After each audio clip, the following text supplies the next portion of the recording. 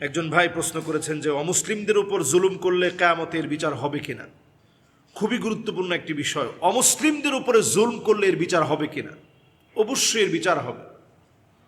অমুসলিমদের উপরে আপনি জুলুম করতে পারবেন না অন্যায়ভাবে। অমুসলিমদের উপরে অন্যায়ভাবে কোনো জুলুম করা যাবে না। নবীজি সাল্লাল্লাহু আলাইহি সাল্লাম অমুসলিমদের উপরে অন্যায়ভাবে জুলুম করেন নাই। মক্কা বিজয়ের পর ইচ্ছে করলেই নবীজি সাল্লাল্লাহু আলাইহি সাল্লাম কচু কাটা করতে পারতেন। নবীজি সাল্লাল্লাহু আলাইহি সাল্লাম তা করেননি। লা তাসরিবা আলাইকুমুল ইয়াউম আনতুমুত তুলাকা। নবীজি সাল্লাল্লাহু আলাইহি সাল্লাম বলেছিলেন যে আজকে কোনো প্রতিশোধ নেই। সদ্য প্রসূত একটা শিশু বাচ্চা মাত্র পৃথিবীতে আসছে, নবজাতক শিশু বাচ্চা, সে যেমন স্বাধীন তোমরাও এরকম স্বাধীন। আল্লাহ নবী সাল্লাল্লাহু আলাইহি সাল্লাম এতটা মানুষকে গুরুত্ব দিতেন, মানুষের হককে এত বেশি গুরুত্ব দিতেন, মানুষের হককে নবীজি সাল্লাল্লাহু আলাইহি সাল্লাম এত বেশি হাইলাইটস করতেন। নবীজি সাল্লাল্লাহু আলাইহি সাল্লাম মানুষের হকটাকে এত বেশি দাম দিতেন। নবীজি সাল্লাল্লাহু আলাইহি সাল্লাম অমুসলিমদের সঙ্গে কি আচরণ হবে সে আচরণের ব্যাপারে নবীজি সাল্লাল্লাহু আলাইহি সাল্লাম আমাদেরকে শিখিয়ে গেছেন।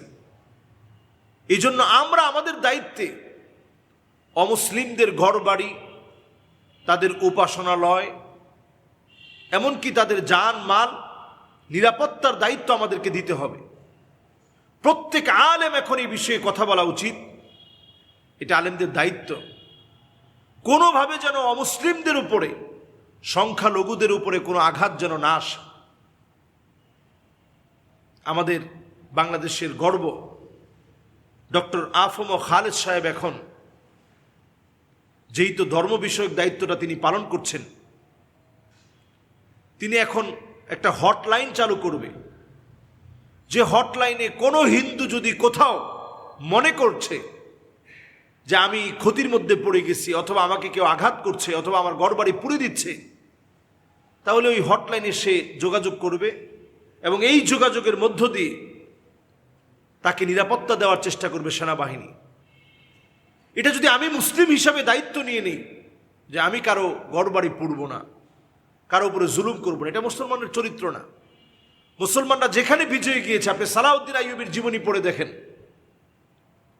যেই খ্রিস্টানরা বাইতুল মুকাদ্দাস থেকে মেরে মেরে মুসলমান শেষ করে দিয়েছে, আল্লাহু আকবার ধ্বনি দেওয়ার মতো মুসলমান ছিল না, সেখানে ক্রুসেডারদেরকে পরাজিত করার পর তিনি কিন্তু তাদেরকে নিঃশেষ করে দিতে পারতেন, রক্তের বন্যা বইয়ে দিতে পারতেন।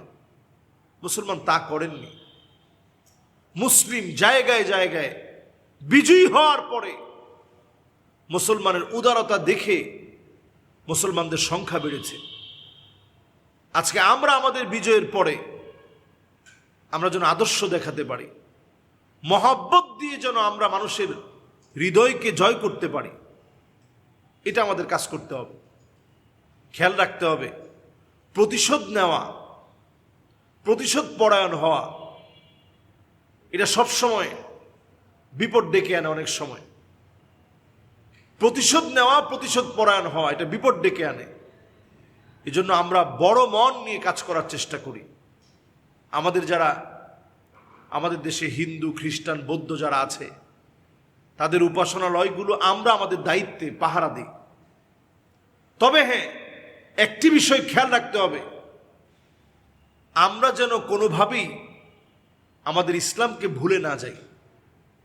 অনেক সময় পাহারা দেওয়ার নাম করে আপনি গিয়ে তাদের পূজায় গিয়ে বললেন মা কালী আসলে দেশের বরকত বাড়বে। আগে যেমনটা আমরা বলতাম, যেমনটা আমরা শুনতাম, এইরকম কোনো কথা যেন আমরা না বলি। খেয়াল রাখতে হবে, আমার ধর্ম আমার কাছে, তার ধর্ম তার কাছে। আমার ধর্মের কারণেই আমি তার জন্য সহযোগী হব, ধর্মকে বাদ দিয়ে না। ইসলাম আমাকে, আপনাকে, সবাইকে এটা শিখিয়েছে। ওমর রাদিয়াল্লাহু তাআলা আনহুর সময় যখন শাসন সব দিকে ছড়িয়ে পড়েছে, সাহাবাই কেরাম যখন এক এক অঞ্চলকে স্বাধীন করেছে, তখন সেই জায়গাগুলোর গির্জা মুসলমানদের নিরাপত্তায় ছিল, তাদেরকে নিরাপত্তা দিয়েছে। কানিসাগুলো, গির্জাগুলোকে মুসলমানরা নিরাপত্তা দিয়েছে। এজন্য আমরা অবশ্যই অমুসলিমদের সাথে কোনো অমানবিক আচরণ করব না। এটার জন্য কিন্তু শাস্তির আওতায় দাঁড়াতে হবে। কারণ আপনি একজন মানুষের সঙ্গে যখন আপনি অন্যায় করেছেন, ওই লোকটার ঈমান না আনা, এর বিচার যেমন আল্লাহ তাআলা করবেন, তার উপরে আপনি যে অন্যায় করেছেন, অবিচার করেছেন, ন্যায় ইনসাফের ভিত্তিতে নয়, অন্যায়ভাবে তার সম্পদ খেয়ে ফেলেছেন, তার দোকানপাট লুট করেছেন, তার ঘরবাড়ির দামি দামি আসবাবপত্র আপনি লুট করে নিয়েছেন ক্ষমতা আছে বলে, এটা কিন্তু আল্লাহর কাছে জবাবদিহিতার সম্মুখীন হতে হবে। আল্লাহ আমাদেরকে বোঝার তৌফিক দান করুক, আল্লাহ আমাদেরকে মাফ করে দিক, সবার সাথে সুন্দর আচরণ করার তৌফিক দান করুক। আসসালামু আলাইকুম ওয়া রাহমাতুল্লাহি ওয়া বারাকাতুহু।